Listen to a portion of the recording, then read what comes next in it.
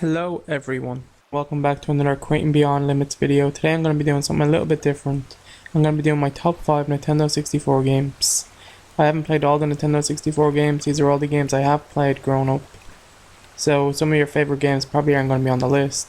But this is my top 5, and at the end of the video if you want to leave a comment below, let me know what you thought about the video and leave in a list of your top 5 Nintendo 64 games. I hope you enjoyed the video. So let's start. Coming in at number 5 is Pokemon Snap. I have so many great memories of playing this game, and I'm really surprised that Nintendo haven't made a Pokemon Snap since, or for the Wii U. Like, the Wii U was a perfect system for a Pokemon Snap game. The gamepad is literally perfect for this game, and I'd be really shocked if, like, by the time the NX rolls out and they abandoned the Wii U, that they didn't release a Pokemon Snap game for it. Because there's such a high demand for this game every time I go onto the internet, and I'm with everyone. I would love to play a high definition new Pokemon Snap game, but I really hope they also bring Pokemon Snap to the eShop so I can download it on my Wii U and play it again.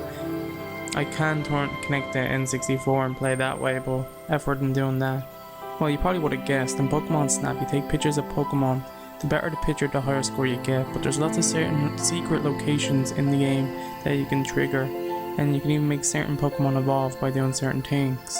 And then you can take a picture of their evolved form, which you probably won't be able to find anywhere else in the game. And then you'll get a higher score depending on how good the picture is. So yeah, I really like Pokemon Snap, and I really hope Nintendo do make a new one. Coming in at number 4 is GoldenEye 007. This game is a true classic, and I have so many great memories of playing this game local multiplayer. Yeah, that's right, local multiplayer, before online multiplayer was a thing.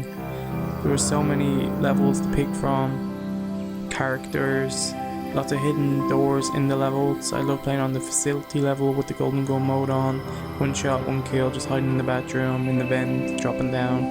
It was really fun, and I remember so much of the single player also. The mission in the jungle, the snow, the one you have to get the plane. I played that one, redone that one so many times. I never actually completed this game. I had up to the last level done and never completed it. The one on the bridge, I'm pretty sure it's the last one. I can't really remember that one. But this game is a true classic, and it was great growing up being able to play this game on local multiplayer. If you somehow can play this game, I highly recommend it. It's really worth it, it's great. Better than great, amazing.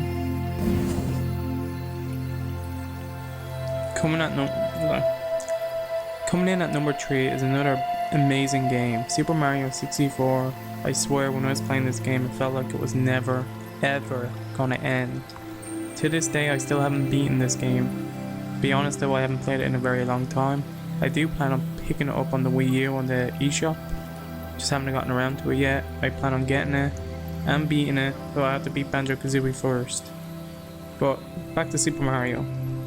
This game is just so good. The platforming, the world, the amount of stars in each level, like, and the fact that I still haven't beaten it yet, and I have something to try for when I play it again, knowing that there's still stuff that I haven't seen in this game. But from what I have played and the amount of times I have played it when I was younger, this game deserves to be number 3.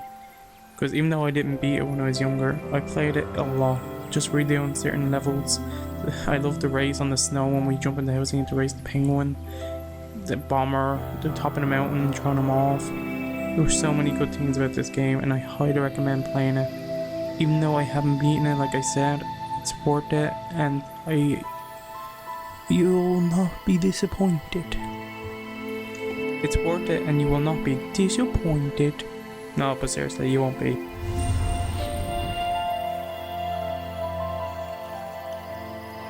Coming in at number 2, second place, is Banjo Kazooie and Banjo-Tooie. Before you start saying, was there 2 games in the same spot, it's because I wanted to do a top 5. And the way I could have done that was, I could have had Banjo Kazooie and Banjo-Tooie take up a spot each.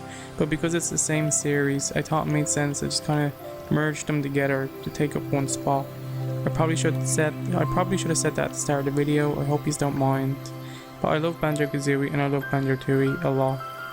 But I prefer Banjo-Tooie. Banjo-Tooie is like the sequel that all games should follow. Like, it was better than the first. It was bigger. It was better. There was more stuff to unlock. There was more things to do. It was harder. Well, even though I'm saying that, I never beaten Banjo Kazooie, and I beaten Banjo-Tooie.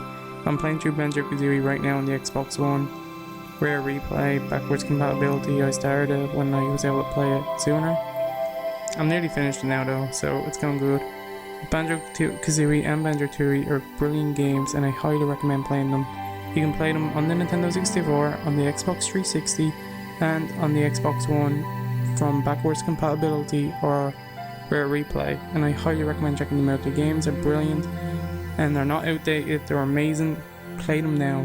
Go play it. Coming in at number 1, first place goes to The Legend of Zelda: Ocarina of Time and The Legend of Zelda: Majora's Mask. These games are a test of time. They are brilliant, and like Banjo Kazooie and Banjo-Tooie, these games are going to share a spot, number 1. I do prefer Ocarina of Time by a great deal. The Ocarina of Time is literally my favourite game of all time. No pun intended. Maybe a little.